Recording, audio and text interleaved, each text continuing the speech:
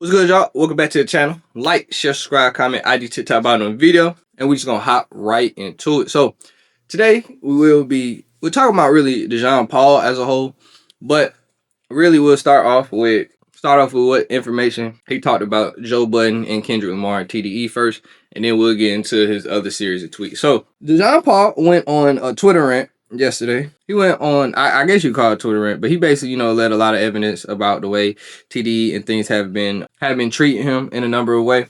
But the thing that got everybody in the uproar and even became one of those Twitter articles was what they said about Joe Budden. So basically, he is in a screenshot, and this was from Daylight. Daylight, y'all know, is a part of TDE. He basically exposed Joe Budden is posted basically is the Payola, the kind of the same, basically the same Payola that Drake was accusing UGM of in his lawsuit, and that TDE was all doing.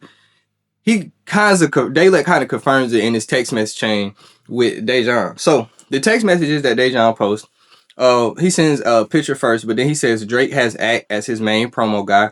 Dot has Joe Budden. I'm telling you now, parentheses, jump on this and start letting people know this is a new wave of people. Start pushing it because we are about to make a super wave. He said, who's everybody in this pic? Sans Punch, obviously. So that's the first screenshot. Obviously, from there, like he said, Act has he called him as his main promo guy. He said Joe has TDE. The thing, and Act actually responded to this. I'll put Act's first response in here. Yeah. I see Daylight kind of exposed, or actually Daylight, and there's a media member, Dejon. They're exposing, it looked like the cracks are starting to be seen over the Bot Like Us farm. We're hearing that, TDE, maybe they were looking to try to recruit people into their consortium, or maybe their paid cabal. And ironically, they all thought that because I support Drake, they needed to galvanize and organize a whole group of people that would, balance it out. I was actually fucking flattered. I couldn't. I seen a text that said Drake has academics, so let's get Voltron. It treated me like I was Thanos. Like, chat, I'm gonna be honest with you. As much as sometimes I really kind of get up, I feel like I'm not that. I ain't shit like that.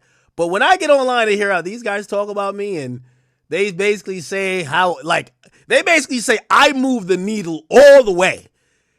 And I now see like an active thing where they're trying to say we need to all team up to counter academics being on Drake's side. Like, this is like fucking Infinity Wars. I'm like, am I that powerful? I don't know. Like, I kind of, it's a little bit laughable, but if you keep telling me the same joke, maybe I stop laughing after a while. I'm like, wait, did they believe this? Or maybe it's true. I don't know. We'll get into all those things. What else is going on in hip hop? We have the start of. So I can see Act just basically said, he basically was kind of taunting himself, talking about how he says he moves the needle. My personal opinion, I don't think Drake is exactly having he's not paying Act to say these things. Obviously, if you are a fan of Act and watch Act is super a big Drake fan, and they have a personal relationship where he does sometimes get information that the normal journalist does not get. But I think Act is also closer to, even though like I said he's a fan, you could tell, but he's closer to being impartial than others, because we all seen the clip of when Act played They Not Like Us, and we seen his reaction. You said he was able to admit that it was a fire song. He played it multiple times. He was able to admit all that. So that's why I'm saying I don't think he's getting paid directly for Drake. He's just a fan and has a personal relationship with the guy. Now we do say, like he said, Dot has Joe Budden. Now, the thing about this, and that's where it gets really complicated, as we all know, Drake and Joe Budden have a storied history. A story, you can call it a rivalry. Then this story is a very interesting history. It dates all the way back to Drake actually being a fan of Joe Budden back when he was rapping. It's always that old video. I'm gonna see if I can find it, but old video of him outside one of Joe Budden's shows. Yo, come on. Okay, so I can't be honest on your network here. I can't be honest to your fans and say I'm honored to be around you. We all used to listen to you, so I don't need. You need to take. You need. That's what you need. You need to learn how to take compliments. I think I take compliments. No, you don't take compliments, bro. You think everybody bullshitting you. I'm jaded, right? You are, I got this. Man. I'm genuinely saying it's an honor to be around Joe Budden. It's the first time we've met. You know what I'm saying, formally. And he's a great guy, man. Stop fucking. You know what, man? Stop attacking him, man. He's a great guy. Stop attacking him. I'm pleading with you, man.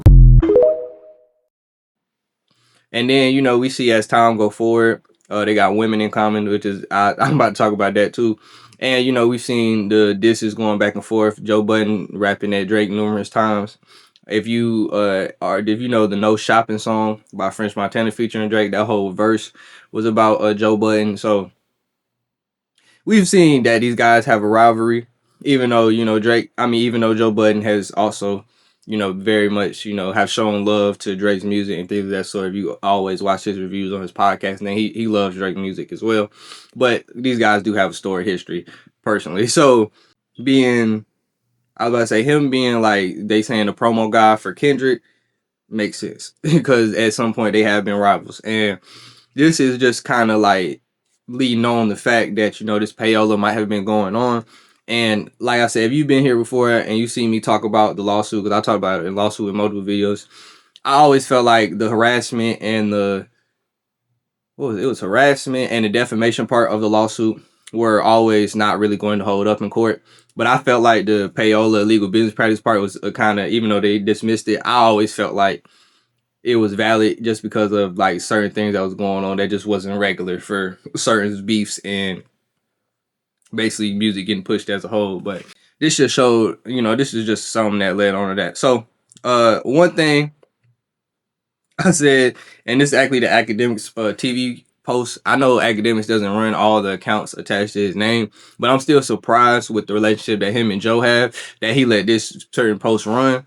They talked about like I said earlier, with women in common, and one of them being Tahiri. If y'all don't know Tahiri, I actually did a video about Joe Budden and Love and Hip Hop and Tahiri before. I forgot. Oh yeah, when he was beefing with that Rocky girl, I can't remember her name. That Rocky girl, I actually did a video about that because Rocky and Tahiri, at some point didn't become fine each other because Joe is relationship with both of them.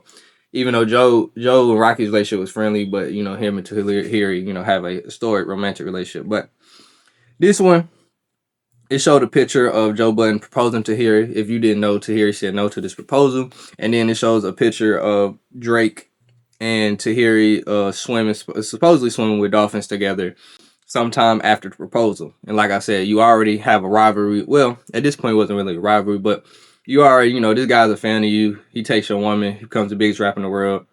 You kind of see, you can kind of see the disdain. I was about to say, you can kind of see the disdain at this point. But that's really all it is to the Joe Budden's part of this specific. Now we can get into what Dejon Paul basically going crazy on TDE about. So he first released some DMs with Punch. Y'all didn't know, Punch is a high-level executive at TDE. So Punch says, "My guy, Dejon returns with good afternoon. Hope that all is well. What's good?" Punch says, "Everything good, champion. Was looking at some of your commentaries. Definitely needed." Punch says, "Man, that means a lot coming from you. It's greatly appreciated." And then he says, "A lot of current West Coast podcasters don't agree with what I'm doing, but I'm just trying to bring that 5-Mac review in the Source magazine, brutally honest, back to West Coast hip-hop. Soar Baker, Kim Osario, Matty C, early Elliott Wilson type of content." He said, "Nah, man, keep at it. You're saying the right things. We have to elevate." And then this was on Twitter. So he says in a tweet, "Nah, it's too late, Punch. You was already in my DM. Don't now you ain't Isaiah Rashad." If you don't know what happened with Isaiah Rashad, he's about to say it in the next tweet, so I ain't even gotta explain it for you. So Dejon's next tweet is, "2 TDE employees have been sitting on camera calling me a F word, not fuck, but the F word against homosexual people, for 2 years straight, as if they're TDE artists. Isaiah Rashad then caught on camera despite having kids and a baby mama. I gotta sign to TDE and drop an album to be gay in peace." And he adds some, by the way. Then he's quoting some random Twitter account called John Doe. "I heard Isaiah Rashad was an A1 gobbler, so TDE shouldn't be using the F word." He says exactly no TDE employee should be on camera saying anything homophobic about me when Isaiah Rashad had a hole in his mouth on camera. Make it make sense. Then Dejon, posts a screenshot of an article, says TDE faces doxing claims and $48 million SA lawsuit. Or not SA, but SH lawsuit. He says, you mean that $48 million S misconduct lawsuit filed against TDE by two women? I think their employees should be focused on that and not mine.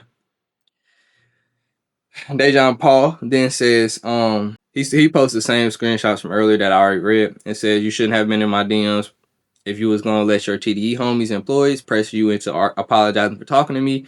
You're supposed to be a leader, not a follower. Stand on what you say in DMs. Don't be a coward because your homies don't like me. Then he said, he's quoting another thing, nigga, you burning every bridge possible. He said, always, as long as I can go to my office, the keywords, the door opens, and my lights come on, the Wi-Fi work, I'm in business. I don't need anyone in the industry to order to listen to music and grade it. I can't be fired. I'm the boss. Fuck a bridge. Then he quote, now this is him quoting the Daylight thing I showed y'all earlier. If TDE and Punch think I'm such a terrible person, why is your artist in my DMs asking me to promote their upcoming music? Kind of like the Payola thing, but it doesn't really say in exchange for payment, so you can't really say that at that point. Then he's quoting somebody else. Seeing Dejon Paul call Punch from TDE a female dog wasn't on my music business bingo card today. He said, y'all know I don't give a fuck, never did. Disrespect me and I would disrespect you right back. I'm with all the bullshit. He should have never DM'd me flowers if he was just gonna turn around and apologize on Twitter to his homies for DMing me. And then he says, he's quoting one of the Academics TV posts talking about the earlier tweet that I talked about him and Isaiah Isaiah Rashad. He said, I'll be live on YouTube at 6 p.m. showing videos from October 2024 of two TDE staff members making and using gay slurs towards me. Also showed me in December 2024 begging on camera for them to stop the gay slurs, but to this day it's continued. So you can go to YouTube for that. I ain't gonna rip his content like that, but definitely go to YouTube for that. Now it's there's also this thing of him talking in a space for like 3 minutes, so I'll put that in here. Top Dog Entertainment as a whole, as a company, because it's multiple of their employees that I keep having this issue with. And again, I'm on camera sitting in their faces asking them to stop, and it continues to go on. I also, really quick, I wanted to speak to how I wanted to tie it back to that $48 million sexual misconduct lawsuit. I want to tie it all together because it's making sense now that I'm sitting here thinking about it in retrospect. The sexual harassment I have been going through at the hands of TDE employees for the past 2 years, it makes sense that they are being accused of sexually harassing and sexual misconduct and sexual assault against women that were working for them as well. Wow. It just goes hand in hand. It speaks to the culture and the psyche of the TDE offices, the TDE studios, the Wake it TDE up. employees. Like you're just So able. It's a free for all. You can do whatever it you want to definitely do. is. It definitely is. I think that you hit the nail on the head with that because, like I said, with the shit that went on with Nikki, and so I wanted to really speak on this when Flopsy, don't you ever want to call that girl, was called a bitch. Everybody at TDE sent out a hit, but nobody at TDE spoke out when one of their members threatened Nikki. So it definitely, they don't care. It really is a boys' room. If you're not a part of the boys' club, if you're not willing to put your boundaries down and make exceptions, they will out you and they will harass you. And it comes to a point where you either are be harassed or go or leave, or we're gonna bully you out. Either you're gonna join the boys club or we're gonna bully you out. And that's what Absolutely. That was that's what my it sounds like. experience. That was my experience 100% working with TD people like Mac Wop, Keem, Smack, T-Rail, people like that. You just summed up my entire experience, and I chose to leave. And I chose early January. I wrote a resignation letter and I posted it, and I thought that would be the end of it. I never returned to the offices, to the podcast studio. I thought that would be the end of it, but it's been ongoing non-stop harassment for the past 2 years. Even last month, Schoolboy Q's manager Keem, again, Keem TDE, he sat on camera in his home from his own desktop and said, any rapper that submits their song to Dejon to get graded is gay. He's flirting with you. He doesn't want to grade your music. He's trying to flirt with you if you send him your song, because people can send me music submissions and I grade it. online. He's telling rappers to not send me music because it would make them gay for them to get feedback from me. He's like, why would you want feedback from a gay man on your music? Stop sending him music. He's flirting with you. He's not grading you. That's why he's giving That's you D's fair. and F's. He wants to have That's sex fucked with up. you. So he's trying to affect my income as well. So Yeah. that is grounds for a lawsuit. Before we move on, because I did do a deep dive, and I do want to ask some really hit, like people just don't want to. But besides that, at this point, that's really pretty much it. Very wild scenario. Like I said, the Joe Budden thing, the Payola, Kendrick, something that they have been accusing TDE of for. The TDE not liking Dejon Paul, I guess simply because, well, some of it I guess is just because he's gay. I don't know, and probably some honesty about. Obviously, you can't really say too much about Kendrick. Kendrick's music is fire. Kendrick is a phenomenal artist, but he probably had some critiques about other artists in TDE, so that might have caused a thing. But in my personal opinion, what another man does in his bedroom has nothing to do with me. So I really do as you please to him and Isaiah Rashad, honestly. But yeah, bro, it really is not too much to say, bro. I think it's a wild scenario. I don't know how much further the Payola thing is really going to get since this lawsuit was already dismissed. I don't I don't know if that's really going to help Drake's case if he tries to use that at some point. But just definitely an interesting story, and I can't believe it's happening. And yeah, I mean, none of us seen it come. So that's really all I gotta say though. So like, share, subscribe, comment, ID, TikTok, bottom of the video, and we up.